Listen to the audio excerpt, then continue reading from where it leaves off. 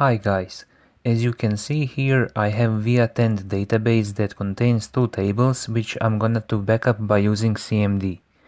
Okay, open CMD, make new folder and go inside of it. Now execute MySQL dump command with MySQL username, password, database name and desired name of backup file. To be sure that backup file is generated, execute dir and you can see that backup file is in the list. Let's now delete v-attend database from MySQL server.